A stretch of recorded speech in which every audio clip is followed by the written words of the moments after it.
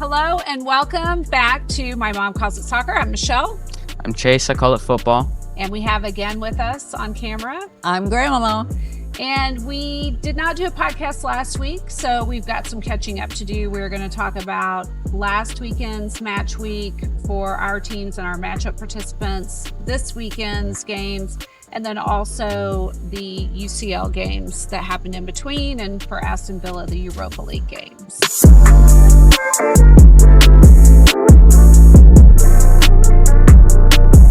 So before we get started on that, I want to just remind people who might be new or those who have been watching us what we're trying to accomplish here.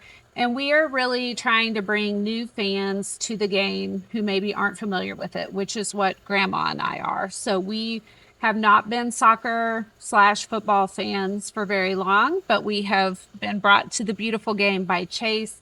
And we're looking to help other people who might be interested in it learning how to become a fan. And so we know that soccer/football does not need more fans. It's the most popular sport in the world, but we do think there are a lot of people who might love it if they were introduced to it the way that we have learned to love it. And so that's part of what we're trying to accomplish. A couple of things that we are going to start doing. We are going to work to start interacting more with some of the supporter clubs that are in the United States that are associated with our teams and with our matchup participant teams, and maybe even supporter clubs of teams we aren't interacting with right now, in an effort to see are there things that we can do to help them bring more fans into their club.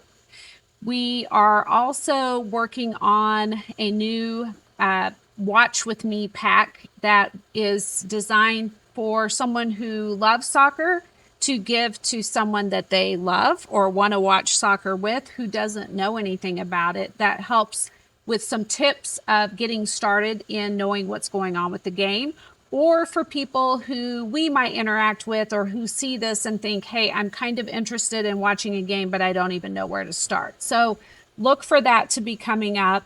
And then the third thing we have coming up that we're really excited about is we have a new pub opening in our hometown that's going to feature football. And we're really excited about that. We're going to partner with them on some things, and we are going to do some live episodes and some interviews and things there. So we have a lot of exciting things coming up, and we're looking forward to all of that. And we hope you will go on that journey with us.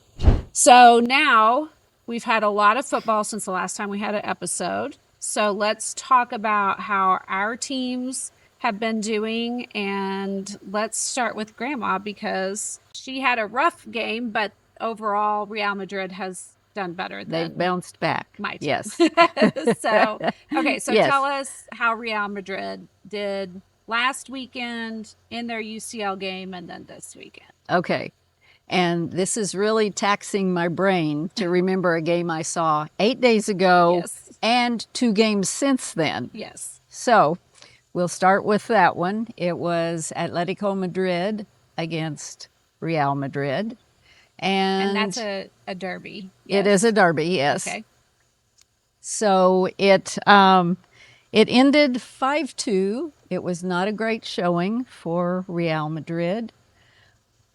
When I sat down to watch it, when they showed the lineup, the starting lineup, I immediately asked myself, why is Bellingham in the lineup?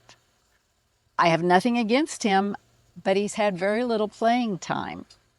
And I Why just is felt that? like, Has he been injured? He had surgery on his shoulder. Okay. He's been going through an injury for a whole season. Okay. So last year he had surgery on his shoulder. So he's just coming back. yes. Okay. So he's had very little time on the pitch.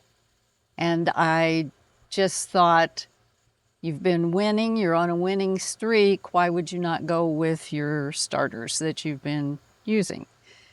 All 3 games, Real Madrid controlled 60% of the game. But this game, even though they controlled at least 60% of it, they just looked out of sync. Yeah. It didn't look like they felt comfortable where they were playing, and it was a frustrating game. Atletico Madrid scored goals easily. 2 of the goals were by Alcaraz. Julian Alvarez, yeah. Yes. And one was a Argentina. free kick and one was a penalty kick for him. Then to add insult to injury, in the 90th minute, Griezmann ended a 22-game dry spell of no goals to score the 5th goal. We did score 2. Goulet and Mbappe scored, but 5-2, loser. So Yeah. that was that one. Then we went to Kazakhstan and played Kairat. Yeah, Karat FC, something like that. Yes. And won that one pretty easily, 5-0. Yeah. So that was, I Not didn't much get say. to see that game, but I do know that we won that one. So then yesterday we played, and I'm drawing a blank. It's Villarreal. Yes, Villarreal. Yeah. And we did win that game 3-1. Vinny had a brace. He scored twice. And then toward the end of the game, Mbappe scored. Very good. So all in all, 2 out of 3, not a bad Not bad. 8 days. Not bad. Next, how did Barcelona do over this 3-game span? Sure. So, in our first game in the 8-day span, we went against Real Sociedad. This was a game that if we won, we could be La Liga. We could be first in La Liga. Right. You could go ahead of Real We'd be a Madrid point at that point. Be a point ahead. Okay. But we're the ones that go down first. Well, we were the ones that went down first. Real Sociedad, basically their first attack of the game, and it was a goal. Gerard Martin did not mark his man. They were still trying to hold a high line while the Real Sociedad So players. tell me the high line. What does that mean? It's an offside line. Okay. So when the defensive line is high up the pitch. Okay. So when you say high up, it's farther away from the goal. That's what a high line is. Okay, I don't know. That's why I'm asking. No. Okay. I'm saying a high line is that line's high up the pitch. So you're not playing back close to the goal. Yeah. Okay. That'd be like a low block. Okay. And why do you do that? Why do you play a high It's line? to push our offense up more forward. It's to help increase pressing efficiency, to win more balls, to cause more chaos in like the midfield area. Okay. And you can also use that to draw offside. So when they get past you, Okay. you can draw them offside. So if a ball's played to the striker and they get called offside, they lose all the momentum they get. Okay. But we were still trying to hold that while the ball was in the box for Real Sociedad. Okay. So it doesn't really matter if you're trying to hold a high line if the player can just go all the way to the end of the box and put in a cross, because then the offside trap doesn't work because the ball's all the way at the end. So it was pretty clumsy defending Okay. there. But then in like the 43rd minute, we were able to get one back. Marcus Rashford got another assist. Yes. It was from a Koundé header. It was a weird thing. Marcus Rashford scored, or he got an assist? Got an assist. Okay. It was weird. So who scored? Koundé. Okay, sorry. You're fine. I remember that now. Yeah. But it's weird. It happened in the Oviedo game, and it happened in the Sociedad game where we played the best football against the team, and we utterly dominated them. Should have scored like 2 or 3 goals, but the keeper is just like having the best performance of his life, and we go down a goal. Do you think, because it happens in a lot of other sports, where sometimes a team or a player plays better when they're playing against the best competition? Yes. Do you think people, when Barcelona or Real Madrid rolls up, you get the best of Yes. that team? Okay. You saw it a lot with this one player, Iago Aspas, for Celta Vigo. He's like one of the highest scorers against Barcelona. He's pretty good, but he's never shown up against teams like he's shown up against Barcelona. But it was good that we got the goal back before the second half, so we could focus more on getting a winner for the whole 45 minutes. Did you get a winner? Well, yeah. So for the winning goal, Lamine Yamal comes on. He's been Yes. suffering an injury because the Spain coach, De La Fuente, wanted Lamine Yamal to take painkillers against Turkey in the World Cup Okay. qualifiers. He was experiencing back pain, and they forced him to take painkillers, and it just worsened his injury. So he Okay. was out for a while. Okay. And so he got back on the pitch, and like a minute later, he assisted for Robert Lewandowski. He puts in a cross. It was a great goal. Yeah, and Lewandowski heads it in, gets past the goalkeeper. He goes the wrong way. It was a great goal. Lewa also missed an easy tap in later in the game. Yes. Lamine Yamal plays a beautiful ball to Ferran. Ferran hits it back to Lewa, and Lewa dinks it off the crossbar. Yeah. It was a weird game because Sociedad could have scored again. They had two really good shots that just bounced off the crossbar and post that were like inches away from going in. So it was a struggling game, but it was good that we were able to hold on to just take the lead into La Liga. Yeah. But then after building off from a win in the UCL game, we were very disappointing. After the first 30 minutes, once again, we played like the best team in the world in the first half. Should have gotten more goals. We're dominating the team. But then we kind of just let go on defense and they scored. So in the first half, in the 19th minute, Marcus Rashford gets another assist. Lamine Yamal gets the ball off Vitinha, gives it to Pedri. Pedri passes it to Rashford. Rashford one touches it back to Ferran. Ferran scores. And we could have had more goals. Had some goal line clearances.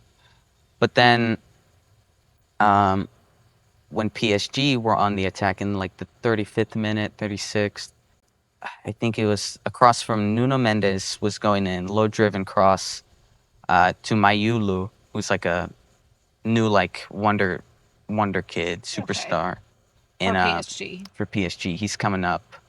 Kubarsi tries to intercept the ball, but he's not able to do it. Mayulu takes that, and almost immediately he hits it into the goal. And then in the second half, it was the worst football we've played under Hansi Flick at this moment. Yes. It gets worse eventually. Yes. But this, we couldn't like, it was so hard for us to press PSG. We looked like we've already won the game. It was 1-1. Yeah. Hansi Flick wanted us to have a high line without pressing. And we held that until like the last parts of the game. Why are you holding a high line in the 90th minute? Because in the 90th minute, we were holding a high line and they score from that. And it's from the same thing. It's from a player just getting past the defender, and the player he's crossing it to stays on side because the ball is keeping him on side. So there's no point in holding the offside line then. There's no point in holding the high line. Wait, so what does that mean? Explain that to me. If the player is even with the ball, it doesn't matter if the players are behind him, if the defenders are behind him, he's still on side. Okay. So he just waits for the ball to meet him. Hakimi crosses it in to Gonzalo Ramos, and it's an easy finish. Very disappointing. We could have just taken the draw Yeah. because we played disappointing that whole entire second half. There was no aggression. Even in goal scoring chances, we didn't show any aggression. We missed we had some free kick opportunities that we just wasted. So yeah, very disappointing. But I would have imagined that Hansi Flick would have learned from that and not decide to play this, insane, like, I don't know what you would call it, but just full on like scorched earth high line. It worked last season because we had leadership in Inigo Martinez, who's kind of able to help guide the line, when to step up, when to go back, Okay. when to clear out So you think crosses. because you've had a goalie change, A that's why? defender A change. defender change. Inigo Martinez. Okay, where did he go? He went to Al Nassr. Okay. Okay. And so then against But you have Sevilla, a new goalie too, right? yes. So doesn't the goalie also do some things about talking to the line about where they should be? Kind of. Okay. It's a little bit harder because the high line's all the way at the halfway line. So once again, this time we don't even have a good half. Our only shot on target was in the 47th minute, or 45th plus 7 minutes. So like that's in like the 50s of the first half. It's a great finish from Marcus Rashford, but before that, Sevilla got 2 goals, 2 very easy goals. They could have had 4 in the first half, but later on they did get 4. Yeah. Once again, no aggression. We got a pen that could have made it 2-2. Yeah. Level wasted it. Yeah. Um, Yeah, I don't. It was interesting that I just. It seems like sometimes, and again, this is all new to me, but sometimes when they take penalty kicks, it's almost like they make it more difficult than it should be, or you're trying so hard to like fake them out, and then you fake yourself yeah, out. Level should just bang it in. Yeah. You're down a goal. Yeah. What's the point of faking the keeper? He has no stress in this. Yeah. He has, because even if you score, it's still a point that they can get if you only draw. Right, and at that point, it would have put them even. Yeah. Correct. It would have been 2-2. Mm-hmm. So yeah, that was hard. And Yeah. it felt like that was when everything Yeah, was. we had no build-up play. Our only good players from that was maybe Eric Garcia and Petri and Rashford. Really, everybody else was lackluster, below average performances from everyone. Did Speaking of Lewa, play? no, He because didn't play. Lemmy He's got another out. injury. Okay. It's all from his 3 back weeks, pain. It's now maybe. like in his pelvis area. Okay. Said So- groin Mhm. today. Well, that's disappointing. Yeah. So, Liverpool as well has been disappointing. The only good thing is that I have really taken Ted Lasso's suggestion to heart, which is to be like a goldfish. And I can't remember exactly what happened, but it's not been good. Yeah. So, last weekend we played who? Crystal Palace. Crystal Palace, who we cannot beat. And so we lost to them. Mm-hmm. And then in UCL, we played Galatasaray Yeah. in Turkey, Mm-hmm. who we did not look good against, and Yeah. we lost to. And that was disappointing and frustrating. And then this weekend, yesterday, we played who? Chelsea. Chelsea. I know this is so embarrassing. We played Chelsea, and that's who we played last year when we went to see Liverpool. So I was really looking forward to that game. And then Cole Palmer didn't play for Chelsea, which I kind of wanted to see him play, but it's probably good that he didn't play because we probably would have lost worse to them. So Yeah. I don't know. It's clearly not because we don't have talent. We have talent. We paid for talent and we have talented players. And I don't know, you and I were talking, is it just a matter of that you have so many of these new pieces that you're trying to figure out how everybody pieces together and plays together and how to get Yeah. the best out of them? It just didn't seem like I don't know, we just didn't seem super energetic or and I know also you and I talked about it seems like Isak is feeling more at home. He looks better, but we are playing either Isak or Ekatike. And again, I don't know a lot about all of this and what makes sense, but in my opinion, I kind of wish there were times when we had both of those players out there because I really like Ekatike's energy and how he plays. So we did have one good goal by Cody Gakpo after a really good assist by Isak. And that looked good and liked that, but we just couldn't get a win. So Yeah.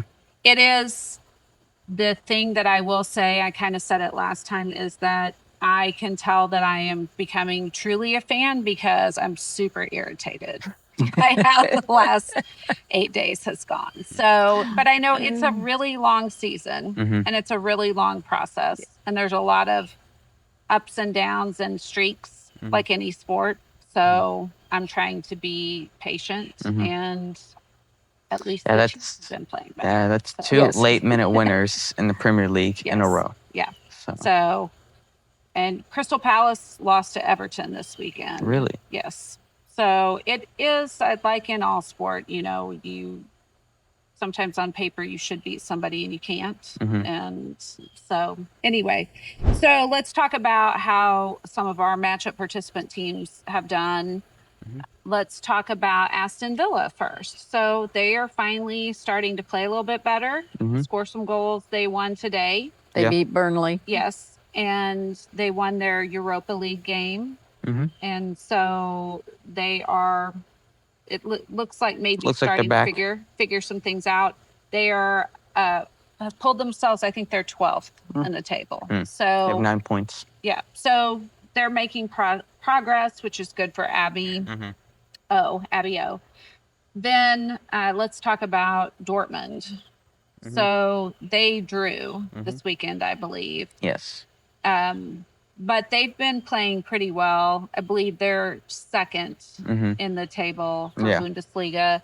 And on, I believe, October 18th, it is going to be Dortmund versus... They're a classicer. Yes, against Bayern Munich. So we're going to try to do something where we can watch that together with Brad and Abby B, because Bayern is Brad's team, and again they continue to. Brad's has been really enjoying. Yeah. So they've been really good. In their game yesterday, Luis Diaz had a brace, and then Harry Kane scored. Yeah. Of course, which it seems I think I saw the goal that he scored against Frankfurt. It was a crazy one. It was outside the box. Okay. He curled it in on he hit it like this, but he was able to curl it in like that. So he's been on fire. Bayern Munich's been on fire. Yeah. So that's been really good for Brad. Carol is following Liverpool with me. So she had the same experience I had this week. And then we have two folks who are Arsenal fans. And I think Josh is a little bit more in it, although Rita did text me yesterday and say my team won. So, and Arsenal did win. We're trying to, so this process, it is a lot like when you actually are dating a person.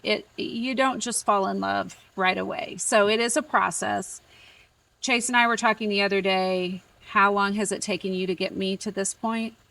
I don't know. A couple of years. Yeah. Of really talking to me about the sport, sending me things, showing me things. And so it is a process. So we don't expect our matchup participants to fall in love overnight. We're looking for it to be true love, for them to really fall in love with the sport and really fall in love with their team. And we talked at the beginning of this process that some folks may decide this is not the team for me. I'm not clicking with them. And if that happens, we'll help them try to find another team, but we hope that we can help them fall in love with the sport either way, even if their team is not it. It would have been really easy for us to have paired teams with our favorite teams. We could have forced Grandma to be a Barcelona fan. We could have forced Rita and Josh to be Liverpool fans, but we didn't do that. We purposely tried to match people with teams that we thought were a good fit based on their other preferences in sports and some of the other things they like, but we may have missed the mark, or they may just not fall in love, or it may be a hard year and it may not be a match for them. And if that's the case, then we'll regroup.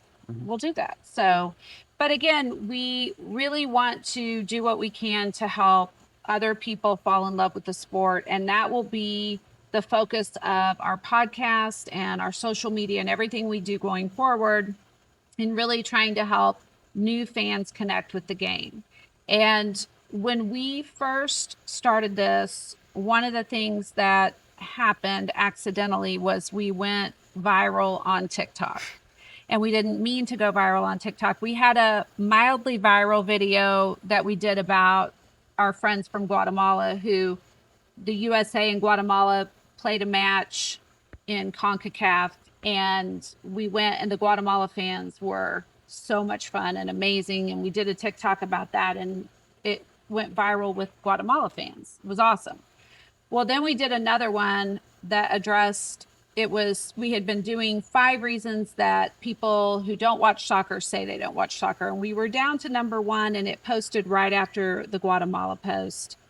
And you guys want to talk about what happened with that?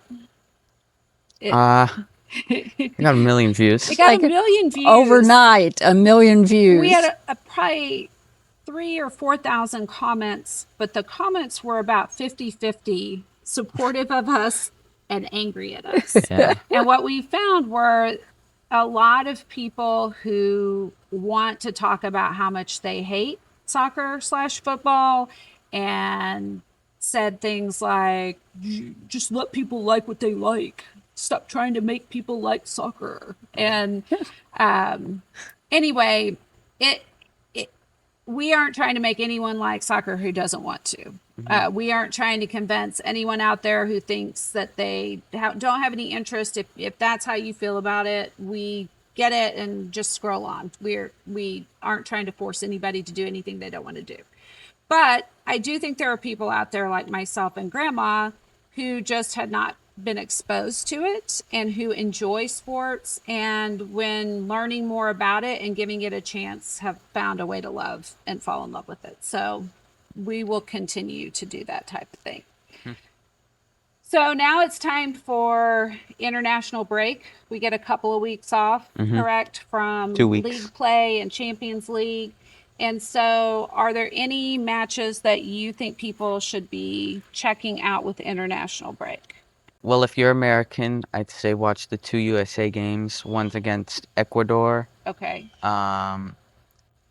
What's the other one? And then the other one's against Australia. Argentina. Australia. And I'd recommend... Those are friendlies, right? Yeah. Sorry, I didn't mean to cut you You're off. fine. But they're friendlies. The USA is already in the World Cup. Because it's being played in the USA, yes. yeah. But some of these other games are qualifiers. Okay, so sorry, you were going to suggest. And then for the one qualifier game, there's not many too entertaining games in this international break, but I think Portugal versus Hungary would be a pretty good one. Good one to watch. Last one was 3-2. Okay. So. And we are still pulling for our friends in Guatemala. Guatemala is still trying to qualify for the World Cup. They are playing in a final stage. They still have a path to get there, but they need to start winning some games. And so we really hope, again, the Guatemala fans were so much fun to spend time with. And for their sake, they're also passionate about it. And Guatemala has never played in the World Cup. And so we are rooting for them and hopeful that they can get the wins that they need to make it into the World Cup. So, all right. Anyone else have anything else they want to talk about before we go? No. Okay. Thank you guys for watching or listening to us. Again, we've got some new and fun and exciting things coming up. And if you are a soccer fan already or football fan and you have somebody that you wish was, send them a link to this, invite them to join us along, and we'll help them learn about the game so they can enjoy it with you. We'll see you next time.